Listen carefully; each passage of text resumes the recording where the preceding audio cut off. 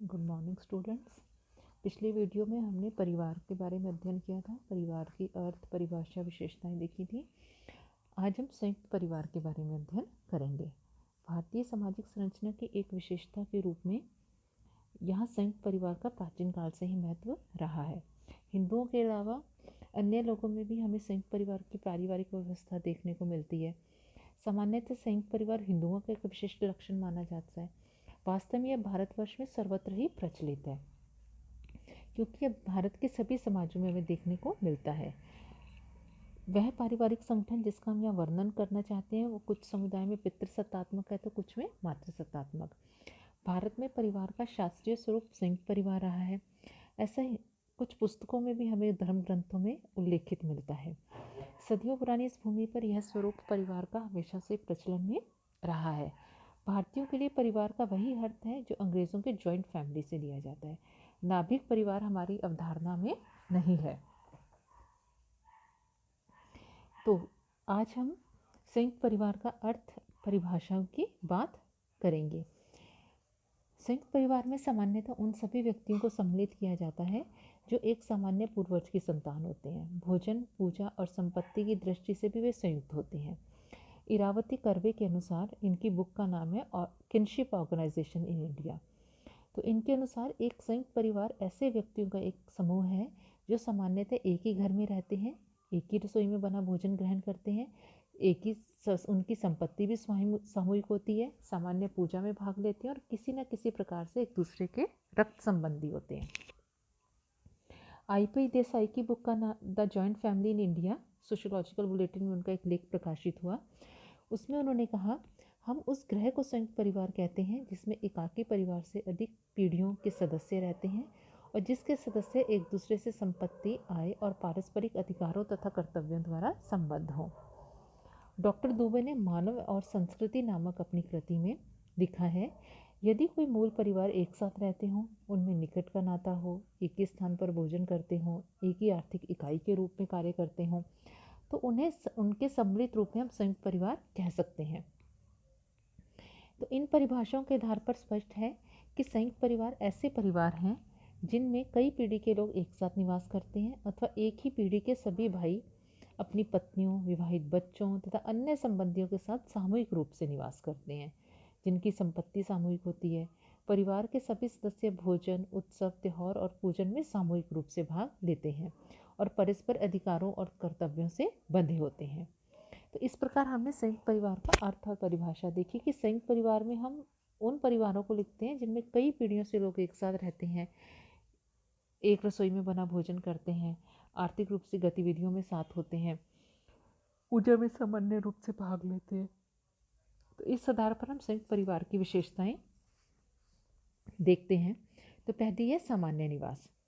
संयुक्त परिवार में कई छोटे छोटे परिवार होते हैं और इसके सदस्य एक ही निवास स्थान पर रहते हैं जिसे वे बड़ा घर कहते हैं।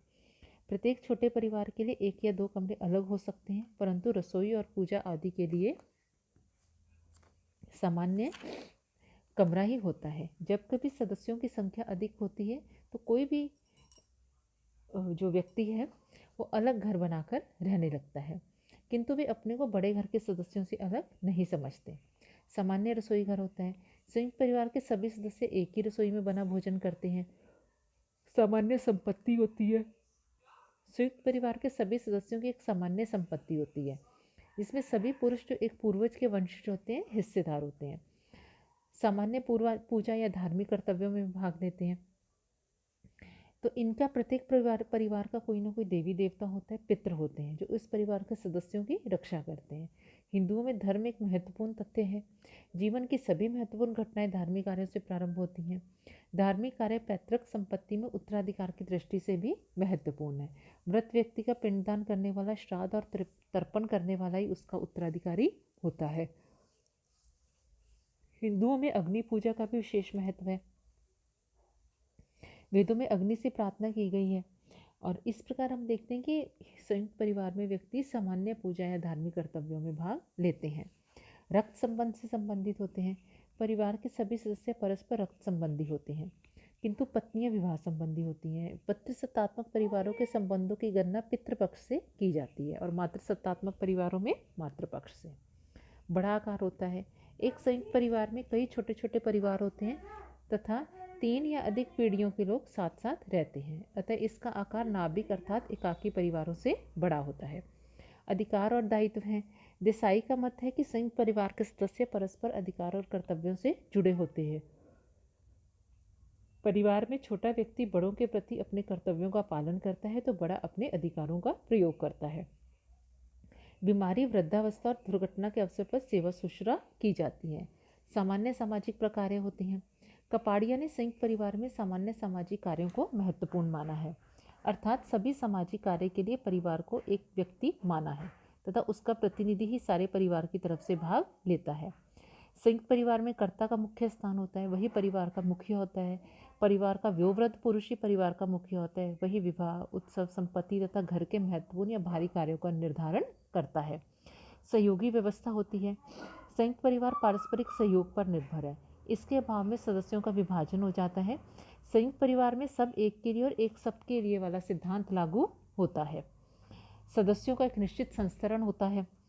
संयुक्त परिवार में सदस्यों को विभिन्न पद और अधिकार प्राप्त होते हैं। इन पदों में संस्तरण पाया जाता है। इस संस्तरण में सर्वोच्च स्थान कर्ता अर्थात मुखिया का होता है। तुलनात्मक स्थायित्व होता है।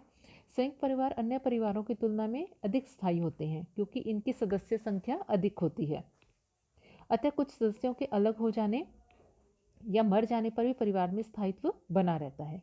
अब संयुक्त परिवार के प्रकार कौन कौन से हैं?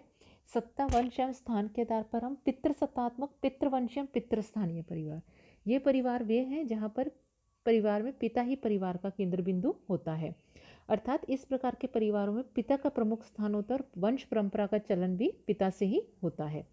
मातृसत्तात्मक, मातृवंशीय, मातृस्थानीय परिवार, इस प्रकार के परिवारों में माता का स्थान प्रमुखता देखने को मिलता है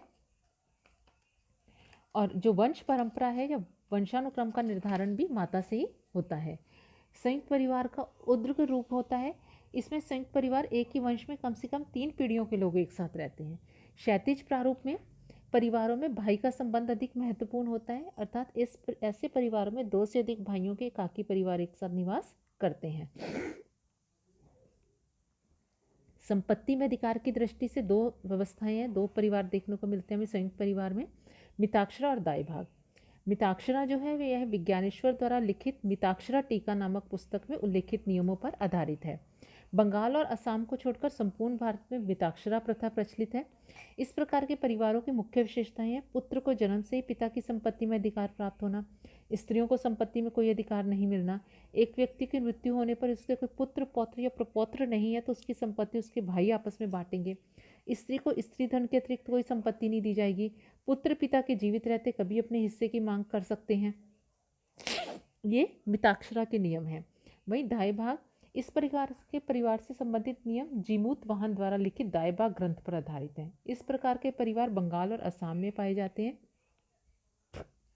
इनकी मुख्य विशेषताएं हैं: पिता के मरने के बाद ही पुत्र का संपत्ति पर अधिकार होता है। पिता के जीवित रहते हुए पुत्र संपत्ति के बंटवारे की मांग नहीं कर सकता। पिता संपत्ति का निरंकुश उत्तराधिकारी होता है, वह अपनी संपत्ति को मनमाने ढंग से खर्च कर सकता है। पुत्र का उसमें भरण पोषण के अतिरिक्त कोई अन्य अधिकार नहीं होता। पिता के मरने पर पुत्र न होने पर उसकी संपत्ति उसकी पत्नी को मिलती है। इसमें पुरुष के साथ स्त्रियां भी संपत्ति में उत्तराधिकारिणी होती हैं। अब संयुक्त परिवार के लाभ क्या क्या हैं? इसमें जो धार्मिक कार्य हैं उसमें सभी सदस्य भाग लेते हैं, मार्गदर्शन प्राप्त होता है, मनोरंजन होता है परिवार में, बच्चों के लालन पालन में योगदान देता है, धन का उचित उपयोग होता है, श्रम विभाजन है, संस्कृति की रक्षा होती है, अनुशासन और नियंत्रण रहता है परिवार में। इसके जो दोष हैं उसमें हम देखते हैं कि अकर्मण्य व्यक्तियों की अधिक वृद्धि हो जाती है, व्यक्तित्व के विकास में बाधक है, स्त्रियों की दुर्दशा अधिक होती है, कलह का केंद्र बन जाते हैं, अधिक संतानोत्पत्ति होती है, कुशलता में बाधक है। तो ये हमने इसके दोष देखे। आजकल संयुक्त परिवारों में भी हमें परिवर्तन देखने को मिल रहा है। इस परिवर्तन के कारण है एक तो औद्योगिकीकरण के कारण भी लोग गांवों से शहरों की ओर पलायन कर रहे हैं। तो ऐसे में लोग अपना जब शहरों में आते हैं तो अपना परिवार साथ लेकर आते हैं, तो हमें वहाँ शहरों में एकाकी परिवारों की प्रधानता देखने को मिल रही है। इसके अलावा कानूनों के प्रभाव के कारण पाश्चात्य शिक्षा और संस्कृति का प्रभाव है, पारिवारिक झगड़े, महिला आंदोलन, जनसंख्या वृद्धि, सामाजिक सुरक्षा आदि के कारण हमें संयुक्त परिवार प्रथा में कई परिवर्तन देखने को मिल रहे हैं। धन्यवाद।